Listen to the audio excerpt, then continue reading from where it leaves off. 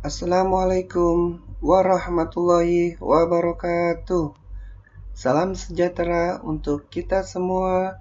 Semoga Allah Subhanahu wa Ta'ala memberikan kita kemudahan dalam menuntut ilmu yang saat ini Bapak akan terangkan dalam materi bab 1, bab 2, bab 3, dan bab 4. Materi ini adalah TIK, Teknologi Informasi dan Komunikasi. Ada yang tahu tidak? Teknologi informasi dan komunikasi itu? Baik, pasti anak-anak hebat sudah pada mengenal semua kan? Oke, kita simak. Perhatikan gambar di bawah. Pertama, adik sedang bicara dengan ibunya. Kedua, keluarga Pak Asep sedang menonton televisi. Yang ketiga, kakak sedang menelpon. Ketiga gambar itu menunjukkan kegiatan komunikasi dan informasi, di mana informasi itu masuk dikategorikan di keluarga Pak Asep sedang menonton televisi.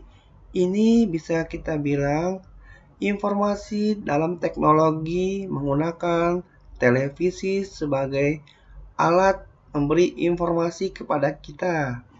Dan yang kedua, kakak sedang menelepon, ini adalah salah satu komunikasi dan informasi yang bisa kita berikan kepada orang lain melalui telepon genggam seperti itu. Dan yang ini adik sedang bicara dengan ibunya, bisa dibilangkan informasi dan komunikasi. Semuanya ini adalah informasi dan komunikasi seperti itu. Komunikasi ada yang langsung dan tidak ada yang langsung. Pertama, komunikasi yang langsung berarti tidak menggunakan alat. Contohnya, adik dan ibu sedang berbicara. Itu adalah contoh dari komunikasi yang tidak menggunakan alat. Dan yang kedua, komunikasi tidak langsung berarti menggunakan alat. Contohnya itu adalah kakak sedang telepon. Telepon ini adalah perangkat teknologi yang digunakan oleh kakak seperti itu. Cukup mudah kan untuk memberikan pertanyaan-pertanyaan yang barusan Bapak sampaikan? Mudah-mudahan bisa dimengerti. Lanjut. Contoh alat teknologi informasi dan komunikasi. Contohnya, ayah membaca koran. Adik sedang membaca buku. Adik menonton televisi. Kakak berkomunikasi dengan email. Dan yang terakhir, kakak sedang telepon. Ini adalah materi bab 1 tentang mengenal teknologi informasi dan komunikasi. Bab 1 ini mudah-mudahan anak-anak hebat cukup mengerti kan apa yang sudah Bapak jelaskan?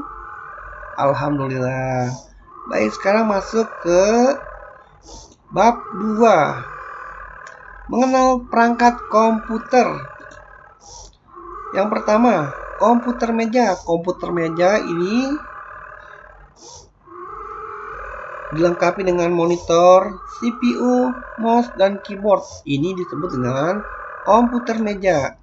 Dan sedangkan komputer jinjing ini bisa dibilang ini adalah laptop seperti itu. Bagian-bagian dalam komputer. Yang pertama, perangkat keras atau hardware. Perangkat keras ini perangkat yang mudah dilihat oleh mata. Contohnya nanti Bapak sampaikan. Yang kedua, perangkat lunak atau software. Perangkat lunak atau software ini barang-barang yang tidak dilihat oleh mata. Karena kenapa tidak bisa dilihat? Karena ini adalah perangkat lunak atau program-program yang berjalan di belakang layar. Layar apa? Layar monitor. Seperti itu. Perangkat keras atau hardware yang mudah dilihat itu seperti monitor. Kedua, mouse. Ketiga, keyboard. Dan keempat, badan komputer. Ini adalah badan komputer. Dan yang kelima adalah printer. Printer ini adalah alat untuk mencetak dalam suatu gambar atau tulisan. Badan komputer ini bisa dibilang dengan otak dari komputer.